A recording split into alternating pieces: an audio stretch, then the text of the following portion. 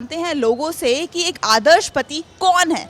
घर मंदिर तभी बन सकता है जब आदमी परमेश्वर है और औरत लक्ष्मी है। कंडक्ट करते हैं ना, तो एक आदर्श पति तो कभी किसी को मिल ही नहीं सकता बराबर माने। जो वाइफ का कहना माने।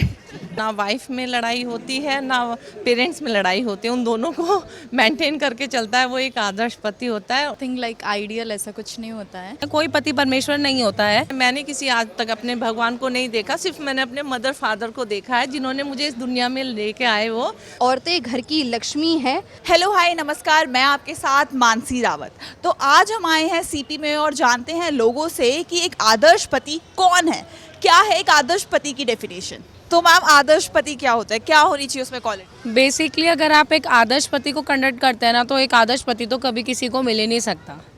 रीज़न ये है ना, क्योंकि हमारी और उनकी जो कैपेबिलिटीज़ है, हमारी पसंद है, ज़रूरी नहीं है वो एक साथ मिले, है ना। तो इसलिए हमेशा ये कहना कि पत्नी खराब है या पति खराब है, ऐसा नहीं होता है। आपस में अंडरस्टैंड करोगे तो वो नेचुरली आदर्श पति पत्नी का रिश्ता बन जाएगा। तो मेरे अकॉर्डिंग बस ये होना चाहिए कि अंडरस्टैंडेबल होना चाहिए, एक दूसरे को अंडरस्टैंड कर सकें और एक दूसरे की प्रॉब्लम समझ सकें, प्लस एक दूसरे का साथ निभा सकें और दोनों एक दूसरे को बराबर माने। जो वाइफ का कहना माने तो उसकी बात सुने और सब कुछ प्रोवाइड करे। अच्छा होना है। अच्छा, मतलब अच्छा होना चाहिए पति, और कोई क्वालिटी नहीं चाहिए आपको? मेरे हिसाब से आदर्श पति वो होता है जो अपनी वाइफ के इमोशंस को समझता है, अपने घर को मैनेज करता है, अपनी वाइफ के साथ में अपने घर को, अपने पेरेंट्स को, दोनों को मैनेज करता है। मतलब ना वाइफ में लड़ाई होती है ना पेरेंट्स में लड़ाई होती है, उन दोनों को मेंटेन करके चलता है, वो एक आदर्श पति होता है। और स्पेशली जो अपनी वाइफ की रिस्पेक्ट करता है, जो कि आज के टाइम में ऐसा नहीं है कि इमोशनली लोग नहीं समझ पाते। आज के टाइम में सबसे बड़ा पॉइंट मेरे हिसाब से ये है कि सब लोग सेपरेट रहते हैं, एक जॉइंट फैमिली में नहीं रहते। उसका बहुत बड़ा इफ़ेक्ट है कि हम लोगों को टेंशन्स इतनी ज़्यादा होती हैं, वाइफ को अलग से, हस्बैंड को अलग से लड़ाई होती है, लड़ाई झगड़ा होती है, एक दूसरे का अंडरस्टैंडिंग नहीं है। पहले ये होता था सास होती थी और बहू होती थी, तो दोनों आपस में लड़ लेते थे, जब तक शाम तक हस्बैंड आते थे तब तक ना दोनों का गुस्सा शांत हो जाता था। आजकल वो चीज़ बहुत कम है, आजकल पेशेंस बहुत कम है, सास में भी और बहू में भी। ये सबसे बड़ा हुआ, तो दोनों को मेंटेन करके रखना चाहिए, दोनों की सुननी चाहिए। और एक औरत की जो इज्जत करता है, जो रिस्पेक्ट करता है, वो आदमी मेरे ख्याल से आदर्श पति है आज के टाइम में। अच्छी क्वालिटी होना चाहिए उनमें कि पत्नी का देखभाल करे, अच्छी बहुत चीज़ करे। मेरी बहुत बड़ी बीमारी हुई थी, उसमें हमको मुंबई ले जाकर के इलाज करवाएं, 9 महीने तक मेरी बहुत ख्याल रखे हैं वो। I think the entire institution that marriage is all about, it's about companionship and partnership. So अगर आप शादी कर रहे हैं किसी के साथ, तो you should know and understand that you are equal partners in this marriage, and that is exactly how you two should be processing in. And the most important thing, किसी भी शादीशुदा दंपत्ति को अपने रिलेशनशिप में बहुत पॉजिटिवली फॉलो करनी चाहिए, वो ये है कि अपनी शादी में सिर्फ आप दो ही पार्टिसिपेट करें। Do not let any of your family members और your friends to interfere and give an opinion about how you should be processing in this marriage. And yes, सबसे ज़रूरी चीज़ आपको ध्यान रखनी चाहिए एक आइडियल पति होने के नाते, कि आप इस शादी में आपके जो ऑफस्प्रिंग्स हैं, आप उनमें वैल्यूज़ क्या इनकलकेट कर रहे हैं, be it a girl child और be it a boy child.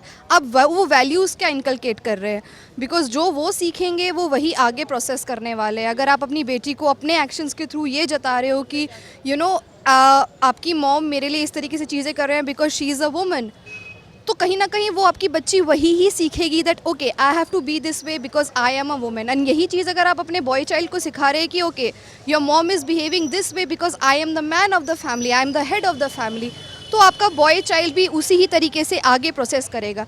और अब माने या ना माने, जो बचपने में सीखी हुई चीज़ें होती हैं उनको अनलर्न करने में आपकी पूरी उम्र बीत जाती है, but then there is no way unlearning it.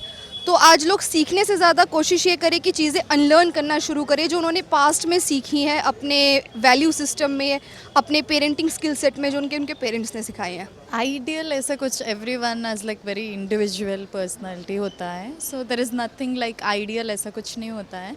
Depends on the person whom you get married with. So उनकी कनेक्शन कैसा होता है, their understanding levels, the way they are happy, that is the ideal marriage. Like there is no one is perfect, I believe in this. So no ideal husband who is like acceptance ज़्यादा होता है, who loves care, that is what we expect from the husband, nothing more than that, right? पहली बात तो toll होना चाहिए because I M 5'9" and loyal होना चाहिए, क्योंकि आजकल बहुत ऐसे ऐसे लड़के हैं, दिल्ली के तो खासकर लड़के जो हैं, you know, cheating and all that stuff, hookups वगैरह में बिलीव ना करता हो, वो ऐसा बंदा हो जो सिर्फ शादी करे बस. और कहते हैं कि पति ही परमेश्वर होता है, तो क्या सच है ये? ऐसा कुछ नहीं है पति परमेश्वर होता है, ये ऐसा कुछ नहीं है, कोई पति परमेश्वर नहीं होता है. एक्चुअली क्या होता है ना, ये पुरानी मान्यता है ना, हमारे यहाँ ये चलती आ रही है, तो इसलिए कोई पति परमेश्वर नहीं होता है, हम लोग उसे परमेश्वर बना देते हैं. तो इसीलिए प्लीज़ किसी पति को परमेश्वर ना बनाए, रिश्ता बराबर का रखें. अगर वो परमेश्वर है तो आप भी परमेश्वर ही हो. हाँ, मानो तो पति ही परमेश्वर होता है, पर परमेश्वर कौन है ये तो मैंने तो कोई परमेश्वर नहीं देखा. मैंने तो अपने फादर और अपनी मदर को देखा है, तो मेरे लिए तो सबसे पहले भगवान से पहले वो ही हैं, क्योंकि उन्होंने ही मुझे दुनिया से इंट्रोड्यूस कराया है कि ये राम है, ये सीता है, ये लक्ष्मण है, ये कान्हा जी हैं. जो भी हैं, मैं ये नहीं कहती, कोई ना कोई पावर ऐसी ज़रूर है दुनिया में जिससे ये संसार चल रहा है, पर मेरे हिसाब से कहें कि वो भगवान है, वो भगवान है, मैंने किसी आज तक अपने भगवान को नहीं देखा. सिर्फ मैंने अपने मदर फादर को देखा है, जिन्होंने मुझे इस दुनिया में लेके आए वो. तो मेरे लिए सबसे पहले वो प्रायोरिटी पे मेरे लिए वो ही भगवान है. जी बिल्कुल, पति परमेश्वर होते हैं, आगे भी रहेंगे, बट ये भी जानना ज़रूरी है कि औरतें घर की लक्ष्मी हैं. पति परमेश्वर तभी माने जाएंगे जब घर में औरतों को लक्ष्मी माना जाएगा. जिन घरों में औरतों को लक्ष्मी नहीं माना जा रहा, then there is no point कि उन घरों में मर्दों को या पतियों को परमेश्वर माना जाए.